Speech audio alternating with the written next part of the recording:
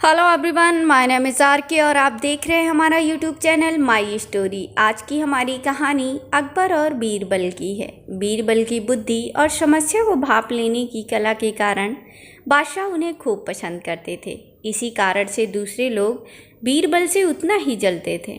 इन जलने वालों में से एक अकबर का साला भी था। वो हमेशा से ही बीरबल को मिला हुआ खास स्थान पाना चाहता था। बादशाह जानते थे कि बीरबल जैसा कोई और हो ही नहीं सकता।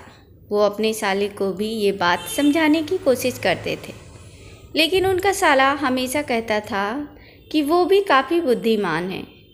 इन सब बातों के कारण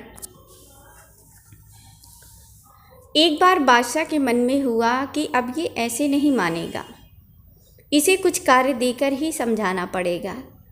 तभी अकबर ने अपने साले से कहा कि तुम अपनी दिमाग और सूझबूझ से इस कोयले की बोरी को सबसे ज़्यादा लालची सेठ दमड़ी लाल को बेचाओ। अगर तुमने ऐसा कर दिया तो मैं तुम्हें तुरंत बीरबल की जगह दे दूंगा। यह बात सुनकर अकबर का साला हैरान हुआ, लेकिन उसे बीरबल की जगह चाहिए थी। इसी सोच के साथ वो कोयले की बोरी लेकर सेठ के पास पहुंच गया। सेठ ऐसे ही किसी की भी बातों में आने वाला नहीं था, इसीलिए उसने उसे खरीदने से मना कर दिया। अब अपना उदास चेहरा लेकर अकबर का साला महल लौट आया। उसने कहा कि मैं इसे नहीं बेच पाया। इतना सुनते ही बादशाह ने बीरबल को अपने पास बुलाया। उन्होंने अपने साले के सामने ही बीरबल से कहा कि तुम्हें सेठ दमड़ी लाल को ये कोयले की बोरी बेचनी है। बादशाह का आदेश मिलने पर बीरबल ने कहा कि आप एक बोरी बेचने के लिए कह रहे हैं। मैं उस सेठ को एक कोयले का टुकड़ा ही 10,000 में बेच सकता हूँ। यह बात सुनकर अकबर का साला दंग रह गया। अकबर ने कहा कि ठीक है, तुम एक ही कोयले का टुकड़ा बेच कर आओ। बादशाह का आदेश मिलते ही एक कोयले का टुकड़ा लेकर बीरबल वहाँ से चले गए। उन्होंने सबसे पहले एक मलमल के कपड़े का कुर्ता अपने लिए सिलवाया, फिर उसे पहनकर अपने गले में हीरे मोती की मालाएं डाल लीं और महंगे दिखने वाले जूते भी पहन लिए। इतना सब करने के बाद बीरबल ने उस कोयले के टुकड़े को सुरमा यानी काजल की तरह बारीक पीसकर एक कांच के डिब्बी में डलवा लिया। इसी बेस में वो महल के मेहमान घर में आ गए। फिर बीरबल ने एक इश्तिहार दिया कि बगदाद में एक जाने माने शेख पहुँचे हैं जो जादुई सुरमा बेचते हैं। सुरमे की खासियत में बीरबल ने लिखवाया कि इसे लगाने वाला अपने पूर्वजों को देख सकता है। यदि पूर्वजों ने कोई धन छिपा कर रखा है तो वो उसका पता भी बता देंगे। इस इश्तिहार के सामने आते ही पूरे नगर में बीरबल बने शेख रूप और चमत्कारी सुरमे की ही बात होने लगी। सेठ दमड़ी लाल तक भी यह बात पहुंच गई। उसके मन में हुआ कि जरूर मेरे पूर्वजों ने धन गाड़ रखा होगा, मुझे तुरंत शेख से संपर्क करना चाहिए। इतना सोचकर दमड़ी लाल शेख बने बीरबल के पास पहुंचा। बीरबल ने जानबूझकर उन्हें पहचाना नहीं। सेठ ने शेख से कहा कि मुझे सुरमे की डिब्बी चाहिए।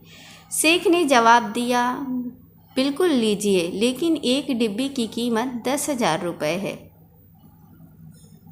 सेठ काफ़ी चालाक था। उसने शेख से कहा कि मैं पहले सुरमा आँखों में लगाना चाहता हूँ, इसके बाद पूर्वजों के दिखने पर ही मैं 10,000 रुपये दूंगा। शेख बने बीरबल ने कहा, ठीक है, आपको ऐसा करने की इजाज़त है, बस आपको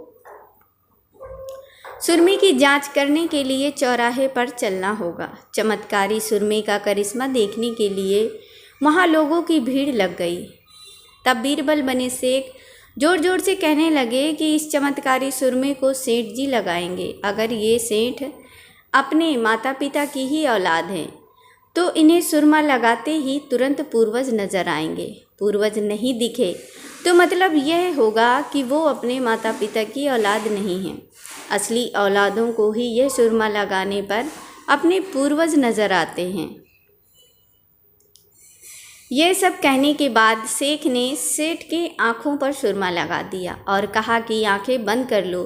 सेठ ने आंखें बंद तो कर ली, लेकिन उन्हें कोई नहीं दिखा। अब सेठ के मन में हुआ कि मैंने कह दिया कि मुझे कोई नहीं दिखा तो भारी अपमान हो जाएगा।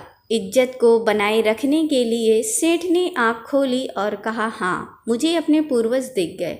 इसके बाद गुस्से में लाल सेठ ने बीरबल के हाथ में 10,000 रुपये थमा दिए। अब खुश होते हुए बीरबल महल पहुंच गए। उन्होंने कहा कि लीजिए बादशाह, एक कोयले के 10,000 रुपये, और सारा किस्सा सुना दिया। ये देखते ही बादशाह का साला मुंह बनाकर महल से चला गया। उसके बाद से उसने कभी भी बीरबल की जगह लेने की बात अकबर से नहीं की। इस कहानी से हमें सीख मिलती है कि हमें कभी भी किसी से ईर्ष्या नहीं करनी चाहिए और अपनी काबिलियत को साबित करने के लिए बुद्धि का उपयोग करना ज़रूरी है।